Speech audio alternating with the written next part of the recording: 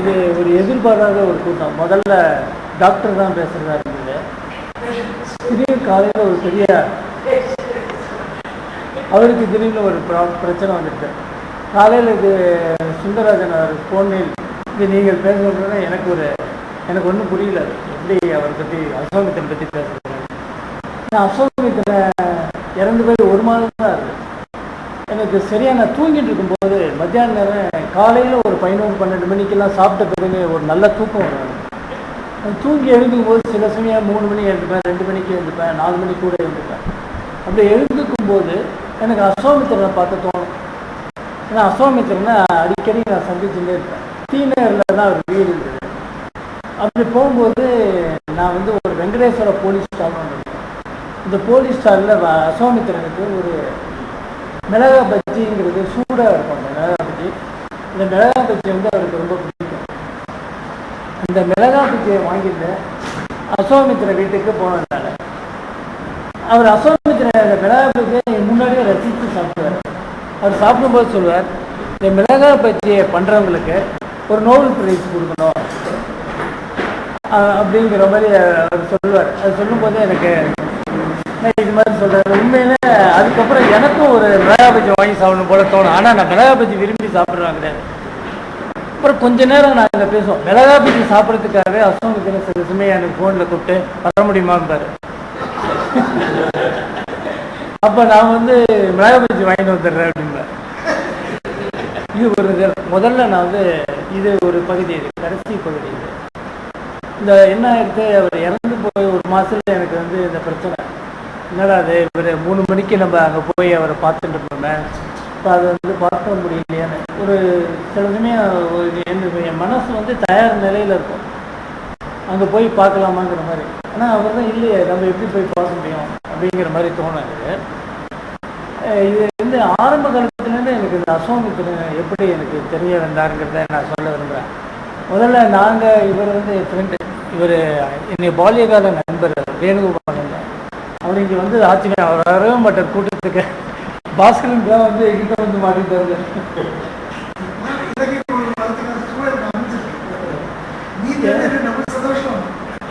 அப்புறம் வந்து என்னன்னா நாங்கள்லாம் வந்து நிறைய புத்தகங்கள் பண்ணுவோம். இப்போ கண்ணதாசனை பற்றி சொல்லியிருக்காரு. கண்ணதாசன்னா நாங்கள் ஆரம்ப காலத்துலேருந்து நாப்பார் சாரதி, கண்ணதாசன், தமிழ்வாணன், அது மாதிரி நிறைய எழுத்தாளர்கள் புத்தகங்கள்லாம் படிச்சுட்டே வருவோம். இப்போ கண்ணதாசன் ஒரு தடவை கூட நான் வந்து என்னுடைய பெரியப்பா பையன் சுவாமிநாதன் ஒருத்தர் இருந்தார். அவரோட அவர் வீட்டுக்கு தீநகர் போய் அவரை போய் பார்க்க போயிருந்தோம். நம்ம 3 பேர் போட்டோம். நீயும் பற்றியா? நாங்கள் 3 பேர் எல்லா இடத்துக்கும் போவோம். இதே பேசி மணியனூர் போய் பார்த்தோம். அப்போ அந்த கண்ணதாசன் வீட்டுக்குள்ளே போகும்போது பயங்கர குளிராக இருந்தது, ஏசி. அப்புறம் அந்த கண்ணதாசன் முதல்ல வரல, அப்புறம் வெளியே வந்தார். வெளியே வந்தால் எனக்கு ரொம்ப ஆச்சரியமாக இருக்குது. தூய வெள்ளை சட்டை வேஷ்டி, அவர் பேசெல்லாம் பளிச்சுன்னு இருந்தது, வெள்ளையாக இருந்தது, வெண்மையாக இருந்தது. அந்த இடமே ஒரு வெண்மையாக இருந்தது. அதை பார்க்க அப்படியே வந்துட்டு ஆமாம், அது மாதிரி ஒரு அனுபவம். ஆனால் என்ன அவரோட போய் பேசணும்னு தெரியல.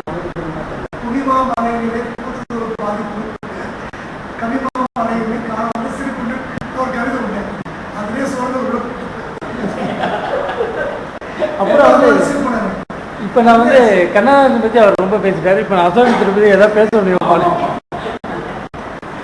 முதல்ல வந்து நம்ம ஒரு எழுத்தாளர்களை எப்படி பார்க்குறோம்னாக்கா, இது மாதிரி புத்தகங்கள் மூலமாக தான் நம்ம எழுத்தாளரை தெரிஞ்சுக்கிறோம். எல்லா எழுத்துக்களும் படிப்போம். அப்படி பார்க்கும்போது சிவஞான தெருன்னு தீநகரில் ஒரு இடம். இப்போ முன்பு ஜெயலலிதா இருந்த வீட்டுக்கு பக்கத்தில் ஒரு லைப்ரரி இருந்தது. அந்த லைப்ரரியில் வந்து வாழ்விலே ஒரு முறை அப்படின்னு ஒரு சிறுகதை இருக்குது. அதில் வந்து அசோகமித்திரன் இதில் கதை புத்தகம். முதல்ல என்ன அசோகமித்திரன் பேர் இருக்கேன், என்ன எப்படி இருக்குது படித்து பார்க்கலாம். படித்து பார்த்தாக்கா அந்த கதைகள் வந்து பெரிய ஆச்சரியத்தை தந்தது. அந்த கதைகள் வழக்கமாக எல்லாரும் எழுதுகிற மாதிரி வழக்கமாக இருக்கிற கதைகளை தவிர்த்து இது வந்து வேற விதமாக இருக்குது. கதை வந்து படித்தாக்கா அது முடிஞ்ச மாதிரி தெரியல, அது முடிக்காத மாதிரி இருந்தது, அது மாதிரிலாம் இருந்தது. அந்த கதைகள் ஒன்றும் முடியாத கதைகள் மாதிரி இருந்தது. எல்லா கதையிலும் வந்து ஒரு ஆரம்பம் ஒரு முடிவு இருக்கும். ஆனால் இவர் கதையில் வந்து ஒரு ஆரம்பம் முடிவு இருக்கிற மாதிரியே தெரியாது. அது மாதிரியான ஒரு புத்தகத்தை படிக்கும்போது திரும்ப திரும்ப அது மாதிரி புத்தகங்களை படிக்கணும்னு தோன்றும். அப்போ வந்து தொடர்ந்து நான் வந்து அசோமித்திரன் புத்தகங்கள் எங்கே இருந்தாலும் போய் வாங்கி படிக்கிறது எல்லாம் தெரிஞ்சது. அந்த சமயத்தில் நாங்களும் ஒரு பத்திரிக்கை ஆரம்பித்தோம். அதாவது என் நண்பர், அதாவது பெரியப்பா பையன் வந்து மலர்தும்பின்னு ஒரு பத்திரிக்கை ஆரம்பித்தார். இதெல்லாம் அதில் மலர்தும்பியில் முதல்ல அறிமுகமான எழுத்தாளர்கள்லாம் நான் வேணுகோபாலன். அந்த மலர்தும்பி பத்திரிகையில் ஆரம்பிக்கும் போது அந்த முக்கிய தும்பியை தொடர்ந்து கனையாழி, தீபம் போன்ற பத்திரிகைகள்லாம் நாங்கள் படிச்சுன்னு வரோம். இந்த கனையாழி பத்திரிகை பார்க்கும்போது தான் தெரிஞ்சது அசோமித்திரன் வந்து அது ஒரு ஆசிரியர் பொறுப்பில் இருந்துட்டு நடத்தி கொண்டு வர்றாருன்னு எனக்கு தெரிஞ்சது. அப்போ வந்து ஒரு பஞ்சாப் நேஷனல் பேங்கில் என் மனைவி பணிபுரிஞ்சிருந்தாங்க டி நகரில். இப்போ அதாவது அசோமித்திரன் நேராக பார்க்குறப்ப அவர் புகைப்படம் மூலம் எனக்கு இவர் அசோமித்திரங்கிறது தெரியும்.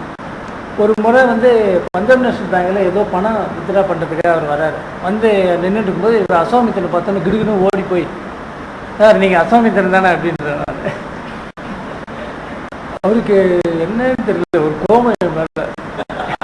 அந்த இடத்துல வந்து திடீர்னு நீங்கள் அசோமித்திரன் தானே கேட்குறாரு. அப்படின்னா நீங்கள் யாரும் இது மாதிரிலாம் பேசக்கூடாது நீங்கள் அப்படின்னு என்கிட்ட கோபத்துக்கு சண்டை போட்டு போயிட்டு என்னுடைய முதல் அறிமுகம் அவர் அது மாதிரி என்னடா இது மாதிரி சொல்லாரு. நம்ம வந்து அவர் புத்தகங்களை படித்து அவர் மேலே ஒரு அபிமானத்தில் அவர்கிட்ட போய் கேட்குறோம், இது மாதிரி பண்ணிட்டாரு என்ன. அப்புறம் நான் அசோமித்திரன் அந்த சமயத்துக்கு அப்புறம் பார்க்கல. அப்புறம் அந்த கலையாடின்னு ஒரு பத்திரிகை, நான் வந்து கதையெல்லாம் எழுதிட்டுருப்பேன். நான் எல்லா கதைகளும் வந்து பெரும் பத்திரிகைகள் எழுதுவேன். குமுதத்துலேருந்து ஒரு மாதம் கழிச்சு திரும்பி வந்துடும் பிரசுரிக்க இளவிலைன்னு. அதை எடுத்து அந்த லேபிளை எடுத்துட்டு அதே கதையை வந்து ஆனந்தோடு நிற்பேன். ஆனந்தோடு திரும்பி வந்துருப்பேன். மாதிரி ரொட்டேட் பண்ணிடுவேன். ஒரு 4-5 கதைகள் எழுதி வச்சுருப்பேன். 4-5 கதையை அப்படியே ரொட்டேட் பண்ணிகிட்டே இருப்பேன். எல்லா கதைகளும் திரும்பி வந்துருக்கோம். அப்போ வந்து நான் வந்து தொடர்ந்து எழுதிட்டே இருக்கேன். கதைகள்லாம் எழுதிட்டேன். ஒரு குறுநாள் ஒன்று எழுதினேன். அது எங்கள் வங்கியில் ஒரு பிரச்சனை. அந்த பிரச்சனையில் நானும் ஒரு முக்கியமாக மாட்டினேன். போராட்டம் ஒரு கதை இருந்தது. அந்த கதையில் வந்து ஒரு ஸ்ட்ரைக்கு ஒன்று தேவையில்லாமல் ஒரு சப்ஸ்டாப் வந்து ஒரு பெஞ்சை எடுத்து ஒரு இடத்துல போட முடியாது. ஒரு சேர் டேபிளை வந்து ஒரு ஆஃபீஸருக்கு எதிர்த்தாப்புல பார்க்குறபடி எடுத்து போட முடியாதுன்னு சொன்னதுனால அவனுக்கு ஒரு நாள் வேஜை வந்து கட் பண்ணிட்டாங்க பேங்கில். அதை எதிர்த்து ஏஐபிஏன்னு ஒரு அமைப்பு வந்து பெரிய போராட்டம் நடந்தது. நான் வந்து சும்மா இருக்கக்கூடாது, நானும் அதில் போய் கலந்துட்டேன். அது ஒரு சனிக்கிழமை. ஒரு டிவிஷன், ஆமாம், மனைவி பேச்சுக்காக அப்போ திருமணம் புதுசு. நான் என் மனைவியை வந்து நாங்கள் 2 பேரும் ஒரே ஃபர்ஸ்ட் லைன் பீச் ரோட்லேயே இருந்தோம். Punjab national bank, Indian bank. மனைவியை வீட்டுக்கு அனுப்பிச்சிட்டு நான் வந்து ஸ்ட்ரைக்கில் கலந்துக்கிறதுக்கு வரேன். நான் ஒரு டிஜிஎம் முன்னாடி நாங்கள் எல்லோரும் உட்காந்துருக்கோம். நான் வந்து புக்கு படிச்சுட்டு இருப்பேன். நான் வெறுமே இல்லை, அயன் ரேண்டுன்னு ஒருத்தருடைய அட்டல் ஸ்ட்ரக்சர்னு ஒரு புத்தகத்தை படிச்சுன்னு உட்காந்துருக்கேன். அவ்வளோதான். ஆனால் ஒரு பெரிய கலாட்டம் இருந்துச்சு. அதில் வந்து நான் பாதிக்கப்பட்டேன். அது என்ன ஆயிடுச்சு, ஒரு 2 மணி நேரம் கழிச்சு களியக்காவலின்னு கேள்விப்படாத ஒரு இடத்துக்கு என்ன மாற்றினேன், நாகர்கோவில் பக்கத்தில். ஆனால் உண்மையில் என்னென்னா கீழே ஒரு பிரான்ச் ஆஃபீஸில் களியக்காவல் பிரான்ச்சுக்கு அதாவது மாற்றலுக்கு அப்ளை பண்ண ஒரு லேடி இருக்காங்க. எனக்கு கிடைக்கல, உங்களுக்கு எடுத்து தெரியும்.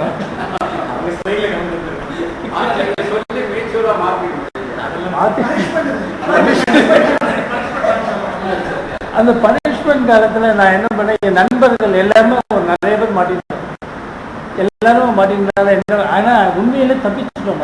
அன்றைக்கி வந்து எங்களை வந்து இப்போ போலீஸ்காரங்களாம் வந்துட்டாங்க. அந்த டைப்போது போலீஸ்காரங்க உள்ளே எங்களை கொண்டு போய் வச்சுருந்தாங்க. அத்தனை பேரையும் எங்கள் வேலையே போயிருக்கோம்.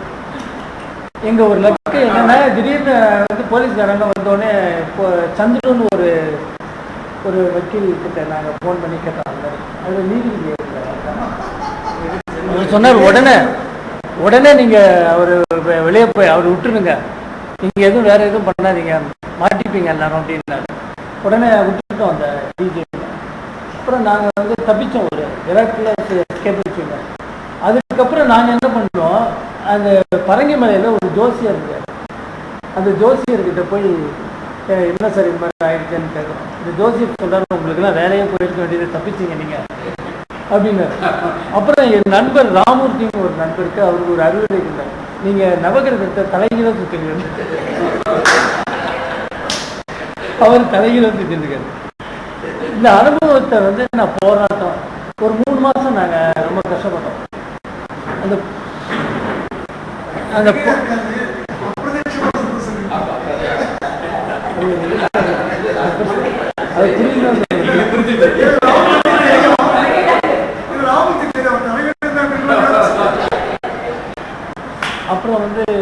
அதை வச்சுன்னு தான் நான் போராட்டம் ஒரு கதை இல்லை. எனக்கு வழக்கம் போல் ஒரு நம்பிக்கை இல்லை. நிச்சயமாக அந்த கதை வந்து எங்கே வரப்போகிறதுன்னு ஒரு குறுநாள் தி ஜானகிராமன் குறுநாள் போட்டிக்கு கனையில் அனுப்பிச்சேன். ஆனால் அந்த சம்பவங்களை பேங்கு இதெல்லாம் வந்து அதில் கொஞ்சம் கொஞ்சம் வரும். ஆனால் சம்பவங்களை பெரும்பான்மையான இந்த சம்பவங்களை வச்சுன்னு அடிப்படையாக இருந்தாலும் அந்த கதையில் வந்து வேறு விதமாக மாற்றி எழுதியிருப்பாங்க. அப்போது என்ன இருக்குது, இதை அனுப்பிச்சிட்டு நான் வந்து இது எங்கே வரப்போகிறது, திரும்பி வந்துட்டு போகிறது அப்படின்னு ஆசிரியப்படுறது இல்லை. இவர் அசோமித்தர் தான் இருந்தார். அவர் வந்து நான் வந்து அந்த சமயத்தில் குடும்பத்தோட வைத்தீஸ்வரன் கோவிலுக்கெல்லாம் போயிட்டு திரும்பி வரும்போது ஒரு லெட்டர் வந்துருக்கு கனையாளில் ஒரு குறுநாள் தேர்ந்தெடுக்கப்பட்டது. அது என்னென்னா முதல் முறையாக அந்த குறுநாள் தேர்ந்தெடுக்கிறாங்க. ஃபஸ்ட் டைம் என்னுடைய கதை வந்து ஒரு பத்திரிகையில் வரும். அது வந்து நான் வந்து சிஐபி எக்ஸாம் எழுதிருந்தேன். அது கூட நான் பாஸ் பண்ணல. எனக்கு இந்த குறுநாள் தேர்ந்தெடுத்து ரொம்ப மகிழ்ச்சியாக இருந்தது. அப்போ அந்த சமயத்தில் அசோமித்தர் வந்து தீநகரில் இருந்தார்.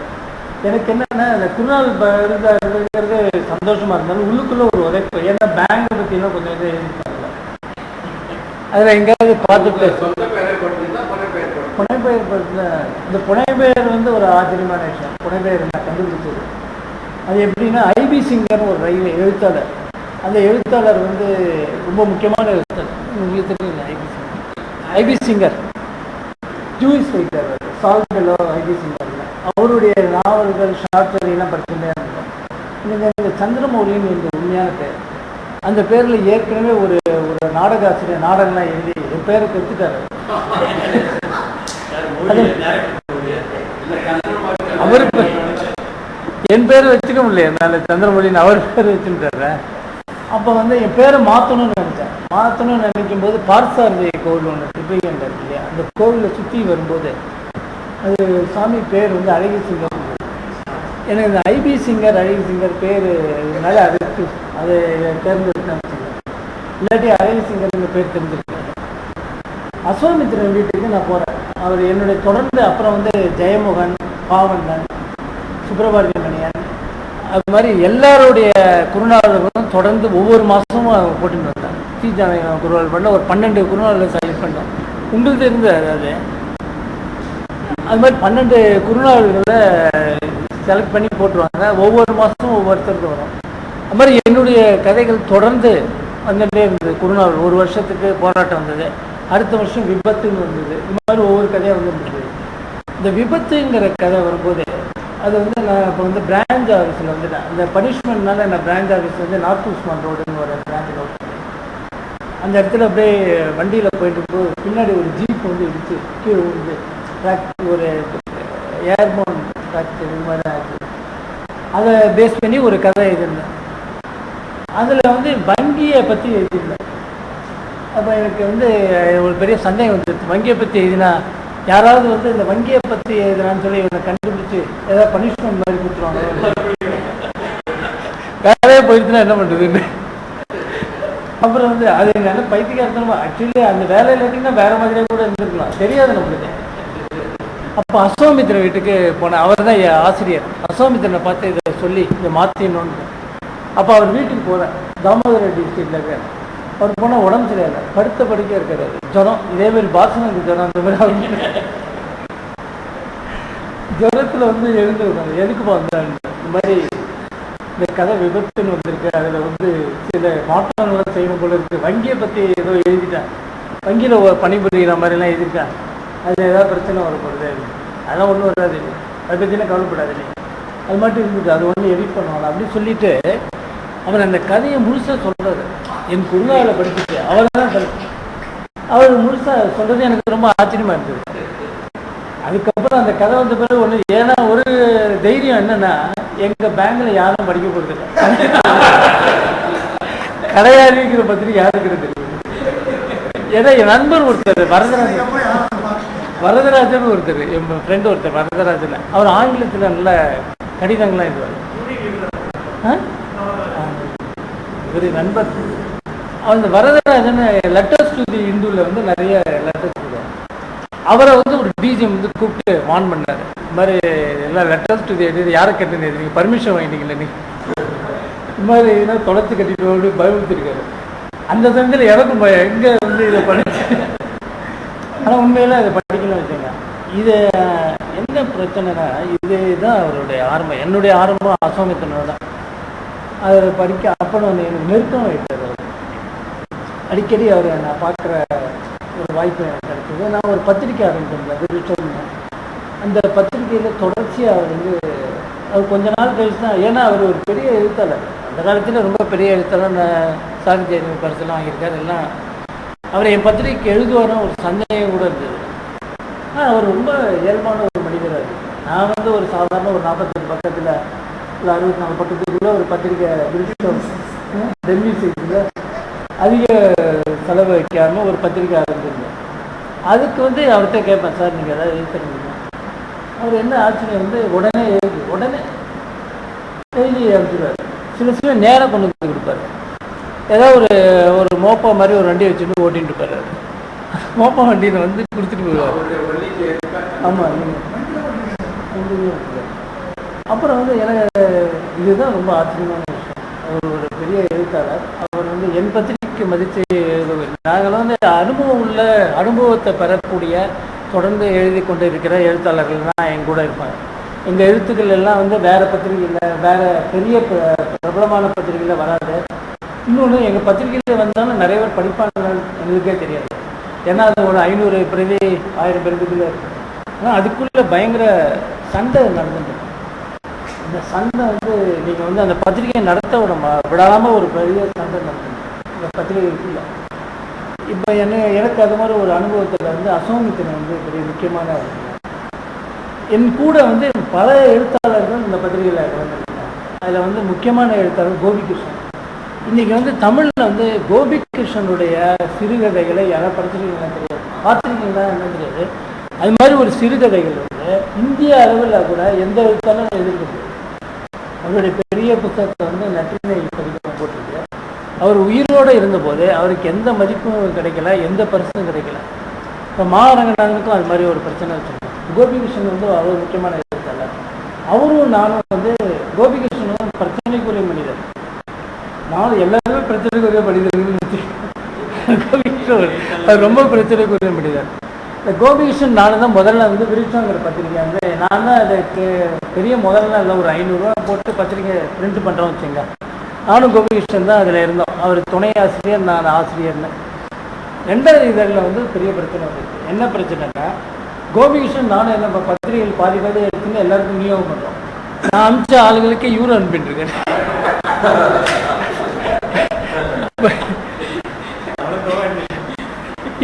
இது மாதிரி பண்ணுறீங்க.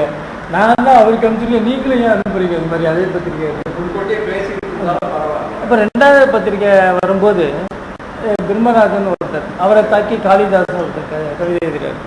அப்புறம் பிரமிழ் ஒருத்தர், அவரை தாக்கி ஞானபுத்தன் ஒரு கவிதை எழுதுகிறார். பெரிய பாலிமிக்ஸ் ஆகிடுச்சு அந்த பத்திரிகை. அதை தாங்க முடியாமல் கோபிகிருஷ்ணன் வந்து எனக்கு ஒரு லெட்டர் எழுதுறாரு. எனக்கு இனிமேல் உங்கள் பத்திரிகையோட எந்த தொடர்பும் வேணாம், இது வந்து இந்த அரசியல் வந்து என்னால் தாங்க முடியல, ஆனால் நீங்கள் நம்ம 2 பேரும் நண்பர்களாக இருப்போம், ஆனால் தயவுசெய்து என் பேரை எடுத்துருங்கன்னு. என்ன எனக்கு கூட்ட ஒரு 4-5 பேர் இருந்தாங்க. இந்த சமயத்தில் முதல் கொண்டு வரும்போது கண்ணன், என் கண்ணன் ஒருத்தர், இளம்பரிதேன் ஒருத்தர், சீனிவாசன் ஒருத்தர், இது கோபிகிருஷ்ணன் எல்லாம் சேர்ந்து தான் முதல்ல ஆரம்பித்து பிளான் பண்ணி திட்டம் போட்டு எல்லாம் பண்ணிட்டு இருக்கோம். அதில் ஞானபுத்தன் வந்து ஒவ்வொரு இதற்கும் ஒரு கவிதை அனுப்புவார். பிரமாதமாக எழுதுவார். ஞானபுத்தன் வந்து ஒவ்வொரு கவிதை எழுதி கொடுத்துட்டே இருப்பார். ஒவ்வொரு விஷயமும் ஒரு கவிதை எழுதுவார். அது கோபிகிருஷ்ணன் இது மாதிரி ஆகிடும்னா எனக்கு இது என்ன, இது நடத்த முடியாது போட்டுருக்கு, 2வது இதை நிறுத்திடலாமான்னு நினைச்சேன் நான். இப்போ திருப்பி வேறு சில ஃப்ரெண்ட்ஸ்லாம் வந்து இதை நடத்தணும் நீங்கள் அப்படின்னு நடத்தி இது பண்ணுவாங்க. இந்த தருணத்தில் எனக்கு வந்து பல எழுத்தாளர்கள், முரண்பாடான கருத்துக்களுடைய எழுத்தாளர்கள் இந்த பத்திரிகையில் வராங்க. அப்படி வரும்போது இந்த பத்திரிகை தொடர்ந்து நடத்துறது ரொம்ப ரொம்பமான. ஏதாவது ஞானபுத்தன் வர்றாரு, பிரமீன் ஒருத்தர் இருக்காரு, அசோகமித்திரன் இருக்காரு, சங்கர்சாமி நகன் இருக்காரு, ஐராவதான் இருக்காரு. இப்படி எல்லாம் முரண்பாடு உள்ள படிப்பாளிகள்லாம் அவங்களுக்கு எழுதுறதுக்கான பத்திரிகைகள் வந்து இல்லை. சிறு பத்திரிகை தவிர வேறு எந்த பத்திரிகையும் எழுதுறாரு. அந்த சமயத்தில் அசோகமித்திரன் வந்து இதில் அந்த முரண்பாடு உள்ள எழுத்தாளர்கள் நான் சமாளிச்சுட்டே இருக்கணும். பிரமிழ் வந்து கொண்டே வர முடியாது உள்ள. பிரமிழ் நான் என்ன முதல்ல நினச்சேன்னா, ஒரு பக்கத்தில் வந்து ரா பத்திரிக்கைன்னு ஒன்று இருந்தது. அந்த பத்திரிகை நின்று போயிட்டு ஆத்மநாம் இந்த ராங்கிற பத்திரிகை வந்து ஆத்மநாம் நிறுத்தி ஆத்மநாம் சூசைட் பண்ண நின்று போயிட்டு. அப்போ அந்த ஒரு பகுதியில் இந்த ரா பத்திரிகை நிறுவனம் இந்த விருட்சங்கிற பத்திரிகை என்னுடைய பத்திரிகை வருது. இந்த பத்திரிகையில் இவங்க நான் வந்து இந்த ரா பத்திரிகையில் எழுதின ஞானபுத்தன், ஆர் ராஜகோபால், தேவதச்சன், இது மாதிரி சில ஆனந்த், இது மாதிரி சில நண்பர்களையும் இங்கே கொண்டு வரணும். அதே சமயத்தில் லயம் பிரமிழை சேர்ந்த சில நண்பர்கள், நாராயண ஜெயராமன், தேவதேவன், காலப்பிரதி சுப்பிரமணியன், பிரமிழ், இவங்களையும் இங்கே கொண்டு வந்து ரெண்டுக்கும் மிங்கிள் பண்ணணும்னு நான் ஐடியா சொல்லுவேன். அப்படி மிங்கிள் பண்ணும்போது வரல, அது சரியாக மிங்கிள் பண்ண முடியல. ஏன்னா பிரமிழ் வந்து எழுதி தர மாட்டேங்கிறாரு. ஞானபுத்தன் கவிதையை பார்த்துட்டு இது எப்படி நீ போட்ட அப்படிங்கிறாரு, மறட்டுவார். எங்கள் வீட்டுக்கு வந்து எங்கள் அப்பாட்ட வந்து அவர் சொல்கிறார், உங்கள் பையனை சும்மா இருக்குங்க. ஏன்னா வீட்டுக்கு வர்ற அளவுக்கு நண்பர் அவர் பிரமிழ். ஏன்னா ஒரு சனிக்கிழமை வந்து இந்த பிரமிழை போய் பார்ப்பேன். ஜெய கிருஷ்ணமூர்த்தி கூட்டத்தில் உட்காந்துருப்பார் அவர். ஞாயிற்றுக்கிழமை ஞானபுத்தனை போய் பார்த்துருப்போம் பீச்சுக்கு. ஈவினிங் உட்காந்து நாங்கள் பேசிட்டு இருப்போம். இந்த தருணத்தில் வந்து அசோமித்திரனுக்கு எதிரியாக உள்ள பிரமிழ், வெங்கட்சாமிநாதன் இவங்கெல்லாம் இருக்காங்க. ஆனால் அசோமித்திரன் ஒரு குறிப்பு எனக்கு எழுதி கொடுத்தார். இதில் எந்த விதமான பாலிமிக்ஸும் இல்லாமல் அவங்கள பற்றியெல்லாம் தொடாமல் அவர் வேறு வேறு விதமான சப்ஜெக்டில் எழுதுறார். நெருப்பு தெரிஞ்சாப்புல 2.5 பக்கம் 3 பக்கத்துக்கு மேலே எழுத மாட்டார். ஒரு கட்டுரை எழுதி டக்குன்னு கொண்டு போய் கொடுக்குற வச்சுருவார். அப்புறம் அதை பற்றி பேச மாட்டார். எனக்கு முதல்ல ஆரம்பம் வந்து ஞானபுத்தன் இவங்கெல்லாம் தான் ஆரம்பம். அசோமித்திரன் எழுதி கொடுத்துட போட்டுகிட்டே இருப்பார். இந்த வெங்கட்சாமிநாதன் ஒரு இருக்கார், அவர் ஒரு விமர்சகர். அவருக்கு வந்து இந்த இவரெல்லாம் பிடிக்காது, இந்த அசோமித்திரனை, ஞானபுத்தனை இவரெல்லாம் பிடிக்காது. அது இந்த சூழல் அது மாதிரி இருந்துச்சுங்களா, தப்பாக சொல்ல முடியாது. அவர் சொன்னார், என்ன நீ என்ன அதிகமாக வந்து அசோமித்திரனை ஞானபுத்தனோடலாம் பேச முடியாது, ஓனில் தான் பேசுவான், நேராக கூட பார்க்க முடியாது. இல்லை சார், உங்கள் கூட பேசுகிற மாதிரி தான் அவங்களோடலாம் பேசிட்டு இருக்கேன் நான் அப்படின்னு நான் சொன்னேன். நான் அது சொன்னோன்னே அதனாலேயே அவருக்கு என் மேலே பேச கடைசி வரைக்கும் எங்கள் கூட வந்து இதனாலே சண்டை போட்டுக்கிட்டே என்கிட்ட பேசவே இல்லை. ஆனால் வெங்கட்சாமி எழுதி நான் பிரசனம் பண்ணுவேன். இப்படி இந்த தருணத்தில் வந்து அசோமித்திரன் வந்து தொடர்ச்சியாக எழுதியிருக்கார். ஆரம்ப காலத்தில் ஞானபுத்தன் எழுதியவர். ஆனால் ஞானபுத்தன் தொடர்ச்சியாக வந்து கவிதைகள் எழுதிட்டே வர்றார். அதை தவிர மற்றவங்களாம் எழுதிட்டே வராங்க. மற்றவங்களாம் சிறுகதைகள் எழுதுவாங்க, கவிதைகள் எழுதுவாங்க, புத்தக விமர்சனம் ஒன்று பண்ணுவோம். ஐராவதம் ஒருத்தருக்கு நான் வந்து ரிசர்வ் பேங்க் ஆஃப் இந்தியாவில் ஐராவதம் ஒருத்தர் இருந்தார். அவர் ரொம்ப பிரமாதமான எழுத்தார். அவர் ஆர்பிஐயில் ஒர்க் பண்ணிட்டு இருக்கும்போது நாங்கள் மாம்பலம் ரயில்வே ஸ்டேஷனில் ஒரு கட்ட புத்தகத்தை எடுத்துன்னு ஐராவதம் கையில் கொடுப்பேன். இதெல்லாம் வந்து விமர்சனம் எழுதுங்க, கரெக்டாக 1.5 பக்கம் ஒரு பக்கத்துக்குள்ளே எழுதணும். அதை வாங்கிட்டு போய் அடுத்த ஒரு வாரத்தில் எனக்கு எல்லாத்தையும் புத்தகத்தையும் திருப்பி கொடுத்துட்டு எழுதினதையும் கொடுத்துருவார். அது மாதிரி ஐராவதம் ஒருத்தர். ஒரு சமயத்தில் வந்து ஒரு பிரச்சனை வந்துருக்கு. அப்போ காலச்சுவடு இலக்கிய மன்னரை வந்து இந்த ஐராவதம் வந்து தாக்கி எழுதி அந்த பிரச்சனை பெரிய பிரச்சனையாகி அது வந்து என்ன எடுத்து அந்த சமயத்தில் வந்து காலச்சுவடுக்காரங்க வந்து என்ன சுந்தரராமசாமி ஒரு பெரிய மலரை எடுத்துன்னு வந்தார். அந்த மலரை வந்து ஐராவதம் வந்து தாக்கி விருட்சத்தில் நான் பிரச்சனை பண்ணேன். சுபமங்களால் சுஜாதா வந்து அந்த மலரை ஒரு மோசமான மலர்னு சொல்லி அவர் தாக்கி எழுதியிருக்காருங்க. சுந்தரராமசாமிக்கு பயங்கர கோவம், என்னடா அது இது மாதிரி பண்ணாங்கன்னு. அவர் ஒரு மீட்டிங் ஏற்பாடு பண்ணுறாரு நாகர்கோவிலில். அந்த மீட்டிங்கில் இந்த மலரில் எழுதின ஜெயமோகன், இவங்க ராஜமார்த்தான எல்லாரும் கூப்பிட்டு ஒரு பெரிய மீட்டிங் நடத்துகிறார். நடத்தி எனக்கு எதிராக எல்லாரும் வந்து லெட்டர் எழுதுறாங்க. விருட்சம் உண்மையில் விருட்சம் வந்து ஒரு 48 பக்கம் மேலே போனால் என் பைசா கொஞ்சம் அதிகமாக போயிடும், யோசனை பண்ணுவேன். ஸோ மேக்ஸிமம் 66 பக்கம் வரைக்கும் கொண்டு போகலாம். ஏன்னா நான் வந்து ஸ்டெனோகிராஃபராக போனேன் நான் வங்கியில். அதனால் 250 ரூபா கூட கிடைக்கும் எனக்கு. மாதம் 250 750க்குள்ளே நான் அந்த பத்திரிகை கொண்டு வரணும் பிளான் பண்ணி நான் போனேன். நான் இந்த மாதிரி ஒரு பத்திரிகையில் ஒரு 10-15 கடிதங்கள் வருது. ராஜமார்த்தன் எழுதுறாரு, ஜெயமோகன் எழுதுறாரு, வேற யாரோ வேத சாயகுமார் ஒரு தெரியாரு, சுந்தரராமசாமி எழுதுறாரு. இவங்கெல்லாம் என்ன எழுதுறாங்கன்னா எல்லாம் வந்து திட்டுறாரு. அப்படி திட்டும்போது ஐராவதத்துக்கு வந்து காது கொஞ்சம் கேட்காது. அவர் பிறவியில் பாவம், அவர் காது கேட்காதுன்னு வச்சுங்களேன். அது வந்து ஐராவதத்துக்கு காதும் கேட்காது, கண்ணும் குருடுன்னு திட்டு. இந்த சமயத்தில் எனக்கு வந்து திருப்பியும் பிரச்சனை வந்துருக்கு. என்னடா பத்திரிகை நிறுத்தி இல்லாமல் எத்தனை கடிதங்களும் வந்து நான் பிரசுரம் செய்கிறேன். அவங்க திட்டத்தையும் பிரசுரம் செய்கிறேன். அது அவங்க திட்டத்தை பிரசுரம் செஞ்ச பிறகு அடுத்த இதழ் ஒன்று வருது. அடுத்த இதழில் என்ன வருது, எல்லாரும் இவங்க எழுதினவங்களை திட்டி மற்றவங்கள எழுதுறாங்க. அதாவது நான் வந்து ஒரு கவிதை போட்டிருக்கேன், கதைகள் போட்டிருக்கேன், புத்தகம் எழுதுறோமா, அதை பற்றியெல்லாம் யாரும் ஒன்றுமே சொல்லலை. ஆராய்ச்சி ஒரு கவிதை பிரமாதமாக இருக்கு இதில் வந்து அது மாதிரி சொல்லலை. என்னன்னா இந்த காலச்சோட இலக்கிய மலருக்காக ஏற்பட்ட ஒரு விஷயத்த வந்து எல்லாம் திட்டி எழுதுறாங்க. இப்போ இந்த பிரமிழ்ங்கிறவர் என் கூட வந்து நெருக்கமாக இருப்பார், நெருக்கமாக இல்லாமல் இருப்பார். அவருடைய திடீர்னு பேச மாட்டார். நான் பத்திரிகை ஆரம்பிச்சோன்னே என் கூட அவர் பேசவே இல்லை. அப்புறம் இந்த இஷ்யூ இது நடந்த உடனே என்கிட்ட திடீர்னு பேச ஆரம்பிச்சிட்டாரு. என் கூட வந்தார். வந்து அவர் அசிரின்னு ஒரு கதை எழுதி கொடுக்குறாருன்ட்டு. அப்புறம் இதுக்கு பதில் எழுதுறேன், நானும் பதில் எழுதுறேன்னு சொல்லிட்டு சுந்தரராமசாமியை திட்டி, அந்த இலக்கிய மலரை திட்டினதுக்கு நான் போட்ட கடிதத்துக்கு இவர் பதில் கடிதம் எழுதுறாரு, ஜெயமோகன் எல்லாரையும் திட்டி. அதை வந்து என்ன பண்ண, அதை பிரசுரம் பண்ணேன். பிரசுரம் பண்ணி ப்ரெஸ்ஸில் இருக்காது. ப்ரெஸ்ஸில் வச்சோம்னா எனக்கு மனசே சரியாஇல்லை. என்னடா அது இது மாதிரி இருக்குது. சுந்தரராமசாமி அவர் மேலே எனக்கு தனிப்பட்ட முறையில் எந்த காழ்ப்புணர்ச்சியும் இல்லை. அவர் ஏதோ எழுதுகிறேன், நானும் அவரை எழுத்த படிச்சிருக்கேன்.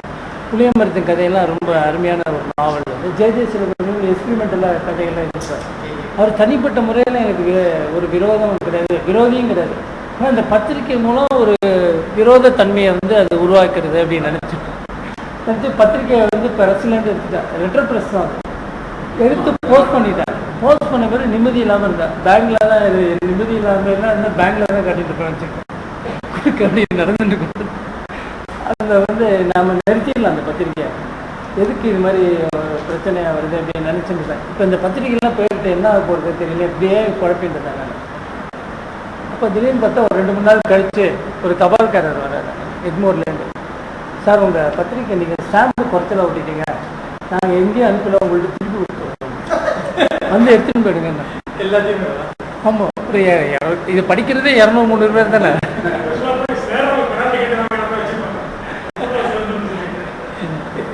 உடனே ஒரே சந்தோஷம் ஆயிடுது. சரி, இவர் சுந்தரம் திட்டினதெல்லாம் வந்து எல்லாருக்கும் போய் சேர போகிறதில்ல அப்படின்னு சொல்லிட்டு போய் எடுத்துன்னு வந்துட்டேன். எடுத்துன்னு வந்த பிறகு பிரமிழ் அங்கேருந்து வர்றாரு. என்ன பத்திரிக்கை என்னாச்சு, ஏன் கொண்டு வரலையா என்ன அப்படின்றாரு.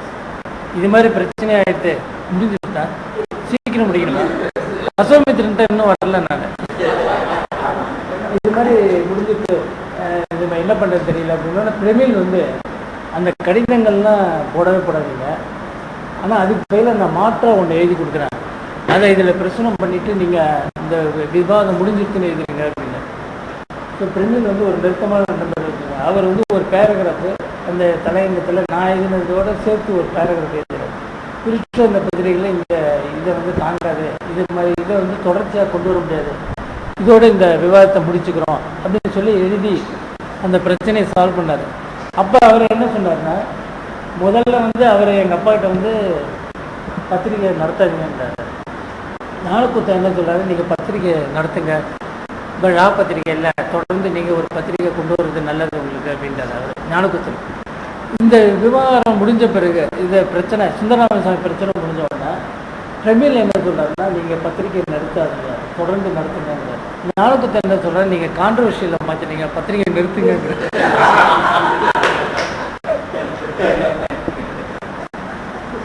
இந்த தருணத்தில் இங்கே என்ன சொல்ல வரேன்னா, அசோமித்திரன் தொடர்ந்து எதுவுமே வர்றாரு யுதிஷ்டத்தில்.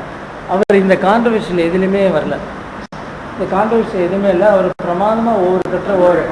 அப்புறம் இன்னொன்று வந்து எனக்கு வந்து இப்போ எனக்கு பிரக்னைன்னு ஒரு பத்திரிகை, அந்த பத்திரிகை ரவீந்திரன் ஒருத்தர் எடிட்டர், ஜெயபாரதியோட பிரதர் சகோதரர், அவர் வந்து இறந்து போயிடுறாரு.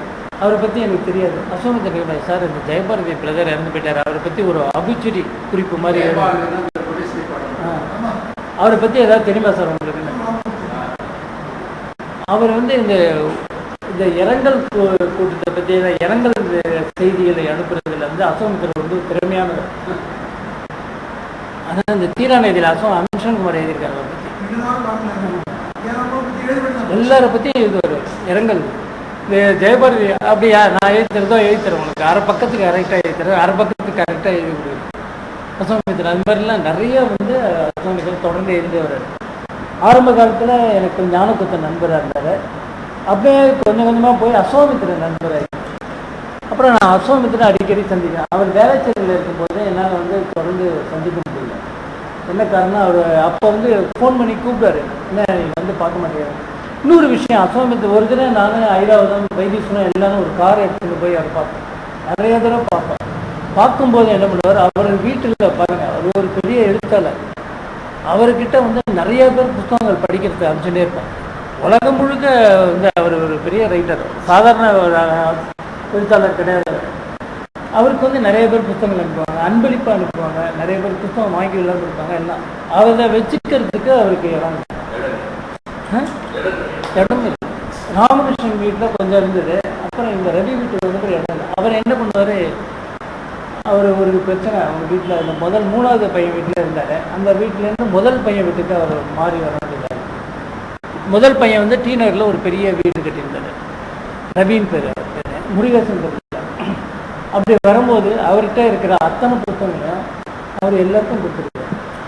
என்கிட்ட கூப்பிட்டு வந்து நீங்கள் எடுத்துங்க, எவ்வளோ புத்தகம். ஒரு பெரிய பின்னாடி பால்கனி இருக்கும். இந்த பால்கனியில் புத்தகங்கள் நிறைய அடிக்கிருக்கும், நிறைய புத்தகங்கள். திலீப்குமார் கூப்பிட்டார், எல்லாரையும் கூப்பிட்டு, அம்சன் குமார் கூப்பிட்டார், எல்லா ஃப்ரெண்ட்ஸையும் கூப்பிட்டு புத்தகங்கள் எடுத்து எல்லாருக்கும் கொடுத்துரு. ஒரு லண்டிங் லைப்ரரிக்காரர் கூப்பிட்டுட்டார். அவர் ரவியோட வீட்டுக்கு வந்தபோது அடிக்கடி, இப்போ நான் டி நகர் தான் இருக்கேன், நான் அவர்கிட்ட சொல்லுவேன், சார் நீங்கள் வந்து டி நகரில் இருக்கீங்க, நான் வந்து ரிட்டையர் ஆகிட்டேன், வீட்டில் தான் இருக்கேன், சும்மா தான் இருக்கேன், நான் நீங்கள் எப்போ கூப்பிட்டாலும் நான் வந்து உங்களுக்கு எல்லா உதவியும் எந்த உதவி வேணாலும் செய்வேன் அப்படின்னு நான் சொல்லுவேன். அப்போ வந்து அவர் அடிக்கடி என்னை வந்து இப்போ, அதாவது ஒரு ரொம்ப 85 86 வயசு, அவரால் நடந்து கீழே இறங்கி தெருவை தாண்டி கூட போக முடியாது, யாராவது துணையும் இருக்கும். அதாவது தைரியமான ஒரு மனிதர் அவர். நீங்கள் ஏதாவது ஒரு கூட்டத்துக்கு கூப்பிட்டா தைரியமாக வந்து பேச வருவார். அந்த உடம்பு சரியாத நிலையில கூட அவர் தைரியமாக வந்துடுவார். ஆனால் அந்த கூட்டத்துக்கு பேசிட்டு திரும்பவும் அவர் வீட்டுக்கு வராது வச்சுங்க. வீட்டுக்கு வரும்போது அவர் படுகிற துன்பம் வந்து ரொம்ப மோசமாக இருக்கும். அந்த துன்பத்தை வந்து யாருக்கும் தெரியாது, ரொம்ப நெருக்கமாக இருக்கிறவங்களுக்கும் தெரியும். ஒரு தடவை வந்து வைத்தீஸ்வரனுக்கு ஒரு 80வது திருமணம் இருந்தது. அந்த இடத்துக்கு அவர் கூப்பிட்றாரு. அப்படி ஒவ்வொருத்தரையும் கூப்பிடும்போது என்ன துணைக்கு கூப்பிடுவாரு.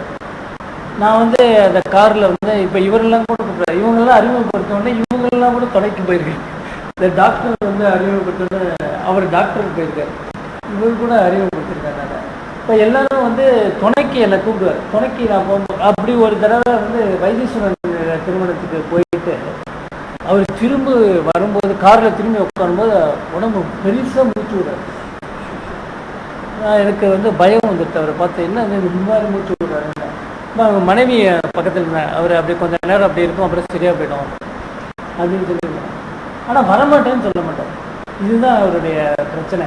இப்போ முதல்ல விருட்சம், நாங்கள் வந்து இந்த குவியம் கூட்டம் நடத்துகிற மாதிரி விருட்சம் கூட்டம் ஒன்று நடத்திட்டு இருந்தேன் நான். அது ஒரு பெரிய கதை, நான் வேணாம்னு வச்சுருந்தேன். விருட்சம் சந்திப்புன்னு 100 கூட்டங்களுக்கு மேலே நடத்திருக்கேன் நான்.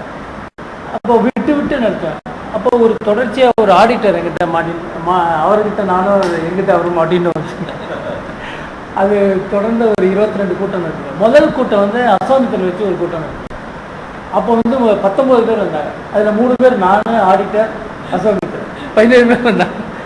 அசோகமித்திரனை பற்றி பேசுகிறார். அதே சாரணி வேதிதான் ஒரு எழுத்தாளர் வந்து அசோகமித்திரனை பற்றி பேச வரும்போது 60-70 பேர் வராங்க. அசோகமித்திரனை வந்து பேச வரும்போது 17 பேர். இது வந்து எனக்கு புரியல, என்னன்னு வச்சுக்கல. தாத்பூரிய ஏன் இது மாதிரி நடக்கிறது புரியலன்னு வச்சுங்களேன்.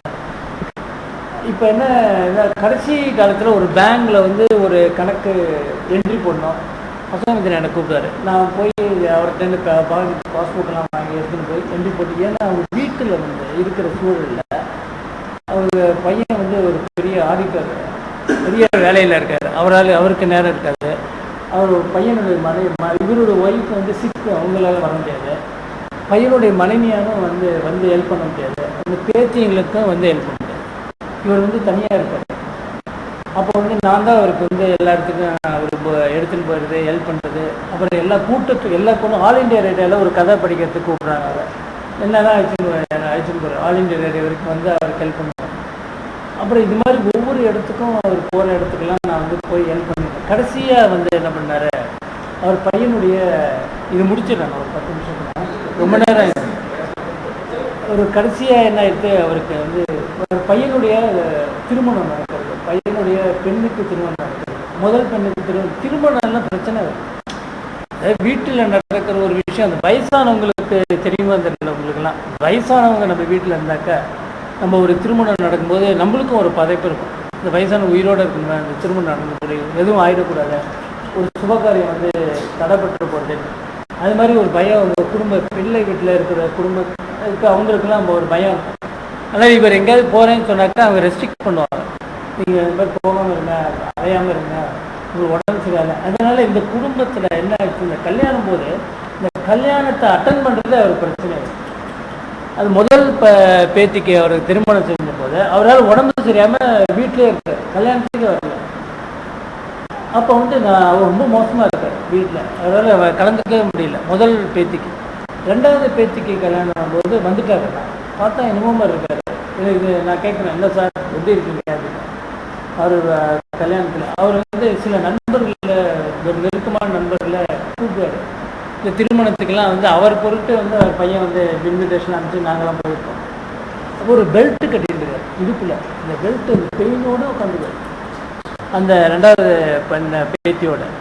அதுக்கு முன்னாடி என்னென்னா அவருடைய புத்தகங்கள்லாம் வந்து இப்போ தான் அவர் ஒரு பிரபலமான, அதுக்கு முன்னாடிலாம் அவர் யாரும் சரியாக சொல்ல மாட்டாங்க, தெரியாது அவர். இப்போ வந்து அவருக்கு ஒரு எல்லாரும் வந்து அவர் கவனிக்கிறாங்க, எல்லாரும் அவர் படிக்காதவங்கெல்லாம் கூட அவரை கவனித்து அவர் எழுத்தெல்லாம் படிக்கிறாங்க, ரசிக்கிறாங்க. ஒரு பெரிய ஃபேன் கிளப்பே உண்டாயிருக்கு. என் மூலமாக வந்து அவரை சந்திக்கிறதுக்கு பல எழுத்தாளர்கள் அழைச்சிட்டு போய் கொண்டு போய் எல்லாம் விட்டுருக்காங்க. அதில் வந்து இந்த காலச்சுவடுன்னு ஒரு பத்திரிகைக்காரர் வந்து என்ன பண்ணுறாரு, அவருடைய மொத்த கதைகளும் அசோமித்திரன் கதைகள், ஆமாம், அவருடைய டோட்டல் தொகுப்பை வந்து அவங்க எடுத்துட்டுருக்காங்க. எடுத்து ஒரு கான்ட்ராக்ட் மாதிரி கொண்டு வந்து அதுக்கு வந்து ஒரு 1.5 லட்சம் பணம் வந்து 1.5 லட்சம் ரூபா பணத்தை முன்னாடியே கொடுக்குறாங்க. அது விட்னஸில் என்னை கையெழுத்து நான் போட்டிருந்தேன், அதில் விட்னஸ் அந்த கான்ட்ராக்டில் அவர் கையெழுத்து போடுறாரு. அந்த ஒரு பெரிய தொகுப்பு வருமா, அதுக்கு முன்னாடி அவருடைய புத்தகங்களை வந்து எல்லாரும் போட்டிருக்காங்க. நற்றினைன்னு ஒரு அமைப்பு போட்டுது, கவிதா, நர்மதா நார்மே, அந்த காலத்தில் இதெல்லாம் இதெல்லாம் வந்து கலைஞர் பதிப்பகம் போட்டது. அந்த காலத்தில் வந்து கவிதா பதிப்பகம் போட்டிருக்காங்க. நற்றினைன்னு ஒரு பதிப்பகம் ரொம்ப பிரமாதமாக போட்டுருவாங்க. இவர் என்ன பண்ணிட்டாரு, அந்த காலேஜோட ஒரு லிங்க் வச்சுருக்காரு. அவங்க வந்து இவ்வளோ பெரிய தொகை வந்து யாரோ இந்த பதிப்பாளரும் ஒரு எழுத்தாளர் கொடுத்துருப்பாங்களாம் தெரியல. அந்த பணத்தை வாங்கிட்டு அது ஒரு பெரிய தொகுப்பை போட்டிருக்காங்க. இதனால் நற்றினை பதிப்பாளருக்கும் அசோமித்திரனுக்கும் கொஞ்சம், நற்றினை பதிப்பாளருக்கு கொஞ்சம் மனக்கசப்பு. அசோமித்திரனுக்கு அவர் புத்தகம் போட்டதுக்கு கொஞ்சம் பணம் கொடுக்கணுமா என்னன்னு தெரியல. நற்றினை அவர் வந்து இவர் லெட்டர் போட்டுருக்காரு, நற்றினை பதிப்பாளருக்கு லெட்டர் போட்டுருக்கு, கடிதம் எழுதிட்டுருக்காரு. அந்த கடிதத்துக்கு அவர் பதிலே எழுத மாட்டேங்க. இந்த பையன் அந்த பேத்தியோட திருமணம் நடக்கிற சமயத்தில் அசோமித்திரன் என்ன சொல்கிறார், நீ வந்து கட்டாயமாக வரணும், திருவல்லிக்கேணியில் இருக்கிற நற்றினை பதிப்பாளர் போய் பார்க்கணும் அப்படின்னு. சார் நீங்கள் வந்து கல்யாணம் வந்து நீங்கள் உங்கள்கிட்ட ஸ்ட்ரைன் பண்ணிக்கிறீங்க, நீங்கள் வந்து உங்களை ஸ்ட்ரைன் பண்ணிங்கன்னா அந்த திருமணம் ஒரு முக்கியமான விஷயம். திருமணம் அந்த சமயத்தில் இது மாதிரிலாம் எங்கேயும் அலையாமல் வீட்டிலே இருங்க. ஏன்னா அவர் நடந்து ஒரு காரில் ஏறி உட்காந்து இப்படி போகிறது இது பண்ண. ஆனால் அவர் வந்து தொடர்ந்து என்னை வந்து தொந்தரவு பண்ணிட்டு இருக்கார். சரி, நான் வந்து ஒரு ஆட்டோவில் நற்றினை பேசி கழிச்சுன்னு போனேன். அது ஒரு சந்து மாதிரி இருக்குது. இந்த சந்துக்குள்ளே அசோமித்திரன் நான் அவர்கிட்ட ஆட்டோவில் பேசும்போது ஒரு கதையை பற்றி சொல்லிட்டு, இந்த கதையை நீ படிச்சியா, அதில் சாய்பாபா வருவார் அப்படின்றாரு. அவர் கதைகள் வந்து ரொம்ப பிரமாதமாக இருக்கும். அது கதைகளை பற்றி நம்ம பெரிய அளவில் பேசணும். அது பெரிய இது. நான் பர்சனலாக அவரை பற்றி பேசணும். இது நாங்கள் அப்போ வந்து ஒன்றே ஒன்று சொன்னேன், சார் நீங்கள் வந்து இவ்வளோ பிரமாதமாக இருக்கீங்க, இந்த மாதிரி எழுத்துக்கள் வந்து தமிழ் இந்தியா அளவில் உலக அளவில் கூட இந்த மாதிரி எழுத்துக்கள் இருக்குமா தெரியாது. இந்த அளவு ஒரு திறமையான எழுத்தாளர் வந்து தமிழ்நாட்டில் வந்து யாருமே அவங்கள கண்டுக்கல. உங்களுக்கு வந்து இந்த தொகை வந்து கண்ணன் கொடுக்குற, இது வந்து குறைச்சலான தொகை உங்கள் உழைப்புக்கு வந்து. ஆனால் அவர் முழுக்க இந்த தீவிரமாக எழுதுகிற எழுத்தை நம்பியே வாழ்க்கை நடத்திடுறார். அவங்க 3 பசங்களை ஜெமினியில் இருந்தார். வாசனுக்கு அவருக்குள்ள ஏதோ ஒரு பிரச்சனை இல்லை, வெளியே வந்துடுறார். அப்புறம் முழு நேர எழுத்தாளராக இருக்கார். நீ முழு நேர எழுத்தாளராக கணையாளி மாதிரி ஒரு பத்திரிகையில் எதுன்னு ஒருத்தர் இருக்கவும் முடியாது, ரொம்ப கஷ்டம். அப்படி இருந்து அவர் பசங்கள்லாம் படிக்க வச்சு எல்லாம் பண்ணியிருக்காரு. அப்போ வந்து இது வந்து உங்களுக்கு ரொம்ப குறைவான தொகை. ஆனால் கண்ணன் வந்து ஒரு பெருந்தன்மையாக வந்து இவ்வளோ தூரம் கொடுத்துருக்காரு உங்களுக்கு. அப்படிங்கிற மாதிரி நான் அவர்கிட்ட பேசுன்னு வரேன். அப்போ இந்த நெற்றினை பண்ணோன்னா அவர் நெற்றினைக்கு போனால் அவரோட மனைவி இந்த நெற்றினை கட்டிப்பாளர்லாம் உட்காந்துருக்காங்க. உட்காந்தோன்னா இவர் கேட்குறாரு, நான் வந்து உங்களுக்கு இந்த பில்லு பார்த்தீங்களா அப்படின்னு கேட்குறாரு. அவர் என்ன சொல்கிறார், அதெல்லாம் சரியாக தான் உங்களுக்கு எல்லா பணமும் கொடுத்துருக்கேன், நீங்கள் சரியாக கவனித்து பாருங்க நீங்கள் அப்படிங்கிறாரு. அப்புறம் வந்து நீங்கள் அப்புறம் வந்து என்ன சொல்கிற, நீங்கள் வந்து எப்படி நீங்கள் வந்து இந்த விஷயம் வந்து யாருக்கும் தெரியாது, ஒரு ரகசியமான விஷயம் அது உங்களுக்கு சொல்கிறேன். நான் அவரோட போனதுனால இது வெளியே நான் எழுத முடியாது, எழுதக்கூடாது, அது மாதிரி ஒரு விஷயம். அவர் சொல்கிறாரு, நீங்கள் வந்து நீங்கள் ஏன் காலச்சூடுக்கு என்னை கேட்காம கொடுக்குறீங்க, நான் உங்கள் புத்தகத்தை போட்டு விற்கவே இல்லை. ஏன்னா அஸ்வாமித்திரன் புத்தகம் போட்டு பெருசாலாம் விற்றுறாரு, 200 காப்பி 300 காப்பி. இப்போ உண்மையில பிரபலமான எழுத்தாளர் இருந்தாலும் கூட அஸ்வாமித்திரன் புத்தகம் வாங்கி படிக்கிறவங்களுக்கு ஒரு தைரியம் வேணும் படிக்கிறதுக்கு. அது வாங்குறவங்களுக்கு அவ்வளோ எளிதாக வாங்குவாங்கன்னு தெரியல.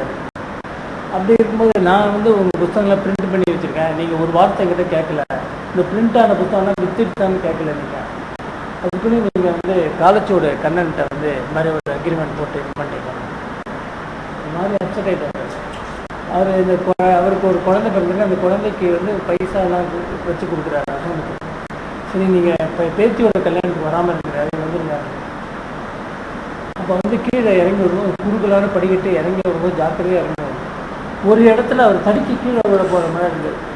ஏன்னா அவர் கால் வைக்க முடியல, பிடிச்சுட்டார். அப்படி பிடிச்சிக்கலாம் கீழே வந்தோன்னா அந்த இடத்துல அவருக்கு மரணம் நடந்துருக்கு. அப்புறம் வீட்டுக்கு வந்தோடனே, சார் எதுக்கு சார் நீங்கள் வந்து இவரெல்லாம் போய் பார்க்குறீங்க, நீங்கள் பார்க்க வேண்டிய மனிதரெல்லாம் இல்லை இவங்கெல்லாம், நீங்கள் வந்து எதுக்கு ஸ்டைல் பண்ணிட்டு இப்படி பார்க்குறீங்கன்னு சொல்லிட்டு விட்டுட்டேன். ஒரு 2-3 நாள் கழிச்சு திருப்பி ஃபோன் பண்ணுறாங்க, நான் ரொம்ப வருத்தப்படுறேன், உங்களை கூப்பிட்டு அழைச்சிட்டு வர சொல்லி என் கூட வந்து இவ்வளோ தூரம் வந்து அவர்கிட்ட ஆமாம் சார், நீங்கள் வந்திருக்கக்கூடாது, நீங்கள் அந்த நெற்றினை வந்து சொன்னால் நானே கூட போய் சொல்லியிருப்பேன், நீங்கள் இது மாதிரி வந்தது எனக்கு கொஞ்சம் வருத்தம் தான் சார், நீங்கள் வந்திருக்கக்கூடாது அப்படின்னா. அப்போ வந்து அதுதான் நான் அப்புறம் வந்து அவர் கல்யாணத்தில் பார்த்தேன், பேத்திக்குள்ள வந்து அப்புறம் நான் பார்க்கல அவரை. அதுக்கு முன்னாடி என்ன பண்ணேன், அவரை பார்க்கும்போது ஒரு விஷயம் சொன்னேன், சார் வெளிச்சத்துக்கு 102வது இதழ் நீங்கள் ஏதாவது எழுதி கொடுக்கணும், நான் கட்டுரை எழுதி தரலையா அப்படின்னு. அப்படியா, நிச்சயமாக அனுப்புகிறேன் அப்படின்றார். அவர் சொன்ன அன்றைக்கே எனக்கு ஒரு கட்டுரை இமெயில் பேட்டிகள். அந்த அளவு ஒரு அவ்வளோ ஃபாஸ்ட் அவர். அந்த வயசில் வந்து கதைகள் எழுதுகிறாங்க. அது 84 வயசில் வந்து நம்ம இன்னும் ஒரு 10 வருஷத்தில் நம்மளாம் எப்படி இருப்போம் தெரியாது, நம்மளால எழுத முடியுமா என்ன தெரியாது. அந்த வயசில் அவர் தொடர்ந்து எழுதியிருக்காரு, தொடர்ந்து பத்திரிகைகளுக்கெல்லாம் இது பண்ணியிருக்காரு. அப்படிப்பட்ட ஒரு முக்கியமான ஒரு எழுத்தாளர். நம்ம அவரை வந்து இழந்துட்டோம் சொல்றது. அப்புறம் என்ன அப்படிதான் சொல்லி நான் இந்த கூட்டத்தை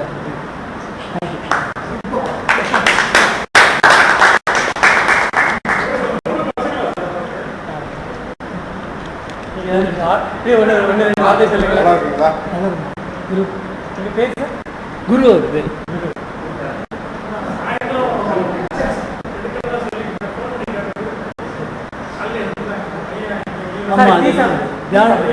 அது என்ன ப்ராப்ளம்னா, வெள்ளிக்கிழமை எடுக்கிறாங்க. வெள்ளிக்கிழமை வந்து இந்த குழுகை போது தான் எடுக்கணும். அது அப்புறம் யமகண்டாக இருந்து போடும். எங்கள் அப்பாவுக்கு அந்த மாதிரி ஒரு நிகழ்ச்சி. எங்கள் அப்பாவும் வியாழக்கிழமை இருந்து போனார். அசோமித்திரன் ஆமாம், எங்கள் அப்பா அந்த ஒரு வேடிக்கை என்னன்னா, எங்கள் அப்பா இறந்து போனதுக்கு அசோமித்திரன் வர்றாரு எங்கள் வீட்டில்.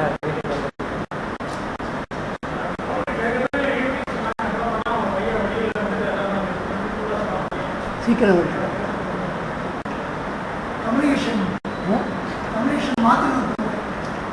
அது வந்து மாற்றிட்டாங்க.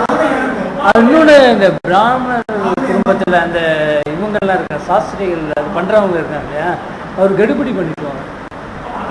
கொஞ்சம் ஒரு 12 மணி வரைக்கும் வெயிட் பண்ணிட்டுருக்கலாம், 12 மணிக்கு மேலே கூட எடுத்துருக்கலாம்.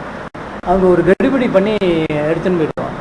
முதல்ல 12 சொல்லி ஃபேஸ்புக்கில் என்ன எனக்கு இவருனால தான் எனக்கு அவர் இப்போ கடைசியில் அவர் டெட் பாடி பார்க்க முடியுது. இவரால் தான் சுந்தரராஜன் ஃபோன் பண்ணார், உடனே வந்துருங்கன்னு சொன்னார். தினமலர் இதில் பார்க்கும்போது 9 to 11 இருந்தது. உடனே இவருக்கு ஃபோன் பண்ணி சொன்னேன், சார் எனக்கு மெசேஜ் வந்து 12 மணி எல்லாம் மிஸ் பண்ணிட்டீங்க நீங்கள். மெசேஜ் வந்து அது மாதிரி இருந்தது எனக்கு.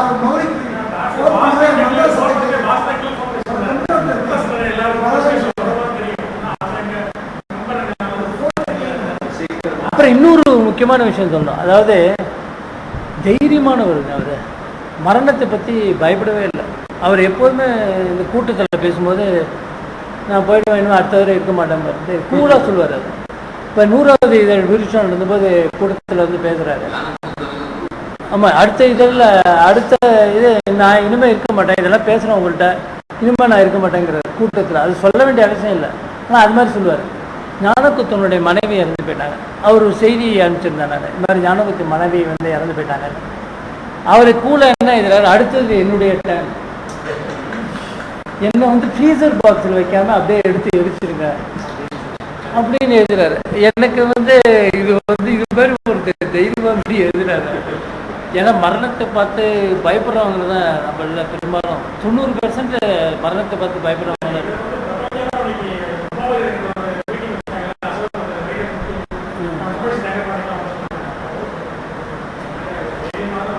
தைரியமானவர் இது மாதிரி எழுதுற கூட. அடுத்தது நான் தான், என்னை வந்து ஃப்ரீசர் பாக்ஸில் வைக்காதீங்க அப்படின்னு. நன்றி. ரொம்ப அருமையான ஒரு இது. அதாவது ஆத்மார்த்தமா நம்ம இன்னைக்கு இருந்த இதை போல ஒரு இதைத்தான், இந்த மாதிரி கூட்டத்தை தான் சார் நாங்கள் எதிர்பார்த்துட்டு இருக்கோம். அதாவது நம்ம மீட்டிங்ல ஒரு 100,000 பேர் வந்துருக்கு. அவர் சார் கரெக்டா சொன்னாரு, 8,000 பேர் அப்படின்னு முதல்ல வந்திருக்கவங்க. ஏன்னா ஒவ்வொருத்தரும் 8 பேர் வந்தவங்க, ஒவ்வொருத்தரும் 1000 பேருக்கு சமம். இன்னைக்கு வந்தவங்க ஒவ்வொருத்தரும் 1,00,000 பேருக்கு சமம் தான் நான் நினைக்கிறேன். இப்போ ஒவ்வொரு சதுர்பூஜன் சார் வந்திருக்காரு, வேணுகோபாலன் சார், அவருடைய நண்பர் இலகு வந்திருக்காரு, ராமச்சந்திரன் வந்திருக்காரு, தேவகோட்டை மணியன் வந்திருக்காரு. ஒவ்வொருத்தரும் லட்சம் பெருமானவர்கள் சார்.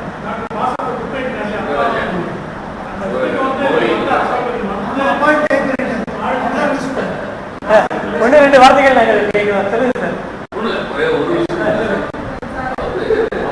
எங்கே வந்து பேச அப்படியே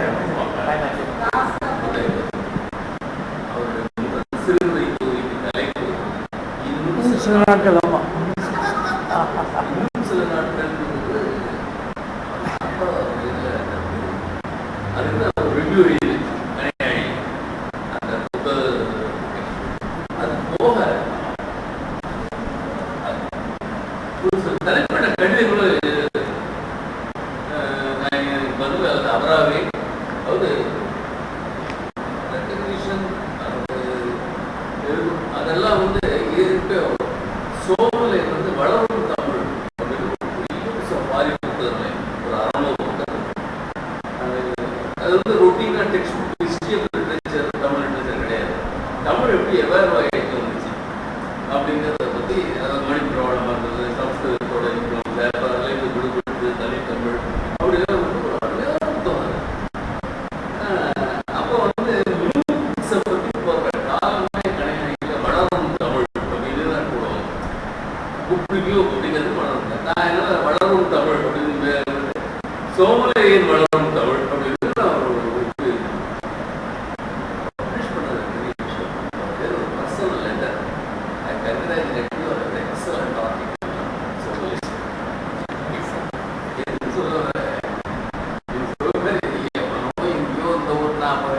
காரைக்குடியில் இருக்கேன்.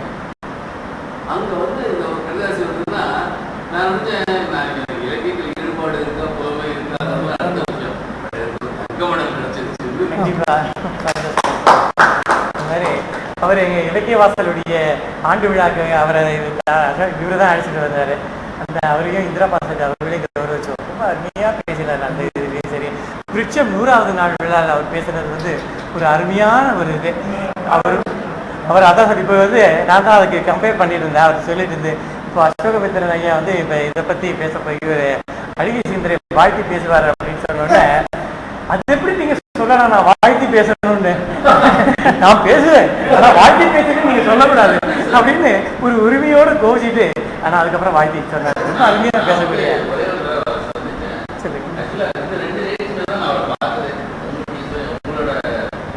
ஆண்டு விழா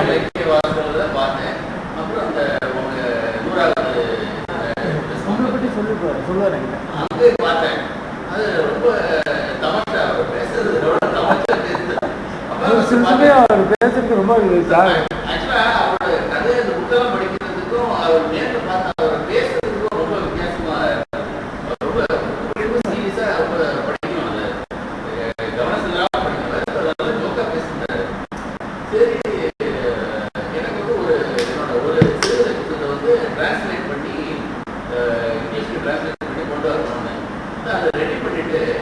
இதுக்கு யாராவது முன்னரே பெரிய எழுத்தாளர் முன்னுரை வாங்கணும் அப்படின்னு சொல்லிட்டு யோசிக்கும்போது அப்போ எதிர்ச்சியா இந்த பார்த்ததுனால ஸ்ட்ரைட்டா போயிட்டீங்க. அவருக்கு அசோகத்தர் வாங்கணும்னு யோசிச்சேன். ஏன்னா நான் 2 பேர் தான் பெரிய திரும்பி பார்த்துருந்தேன்னா பெரிய எழுத்தாளர்கிட்ட வாங்கிட்டோம் அப்படின்னு சொல்லிட்டு எனக்கு என்ன பிரச்சனை என்ன வேலை ஒன்றும் தெரியல. உங்களெல்லாம் கேட்கணும்னு எனக்கு தோணலை. டக்குனு அசோகத்தோடனே எதிர்ச்சியா அவரோட ரிலேட்டிவ் ஒருத்தர் வந்து மாமல்லம் சீனிவாசன் அவர்கிட்ட சொல்லியிருந்தாரு. என்னோட மாமா தான் அவரை கான்டாக்ட் பண்ணி சார் இந்த மாதிரி நான் இது பண்ணியிருக்கேன், அதுக்கு அவர்கிட்ட ஃபோர்வர்ட் ஒன்று வாங்கணும். அவர்கிட்ட போனால் எனக்கு முன்னாடி தெரியாது, அவர் நிச்சயம் எனக்கு கொடுக்க மாட்டார் அப்படின்னு நீங்கள் ஜஸ்ட் ஒரு அவர்கிட்ட நீங்கள் பேசுங்க, அப்போதான் எனக்கு இல்லைன்னு எனக்கு பார்க்கவே விட மாட்டார். அவர் பேசி நீங்கள் போய் பார்க்கலாம் அவரை அப்படின்ட்டு. அவர் சொல்லுறது ஃபோன்லாம் பண்ண வேண்டாம், அவர் காது கேட்காது. அதனால நீங்கள் குறிப்பிட்ட 5 மணிக்கு நீங்கள் நேராக போய் அவர் வீட்டில் நீங்கள் சொல்கிற டீனேஜர் வீட்டில் தான் அவர் கரெக்டாக 1 month before exactly 1 month before போகிறேன். அவர் அவ்வளோ சிம்பிளாக இருப்பாங்கன்னு நான் எதிர்பார்க்கவே இல்லை. ரொம்ப பயந்துட்டு போனேன். ஆனால் ஃபஸ்ட்டு நான் கொஞ்சம் ஒரு முறைப்போட தான் நீங்கள் ஃபஸ்ட்டு ஏன் பேங்க்கில் கேட்டாருன்னு சொன்னீங்களே, அது மாதிரி இந்த ஸ்டேஜ்லேயே நான் ஃபஸ்ட்டு போய் ரூமில் உட்கார்ந்த உடனேயும் அவர் என்ன ஒரு காலி பார்த்தார். இவன் எங்கே வந்திருக்கான், என்ன முன்ன தெரியாமல் எவனையுமே தெரியாமல் இவன் இந்த வயசில் வந்து என்னை பார்க்க அவருக்கு ஃபஸ்ட்டு நம்மளோட இந்த வயசில் 85 வயசுல ஏன் இவன் வந்து என்னை பார்க்குறாங்கன்னு தான் ஃபஸ்ட்டு அவருக்கு முதல்ல ஒரு இவருக்கு ஏதோ ஒரு காரியம் அது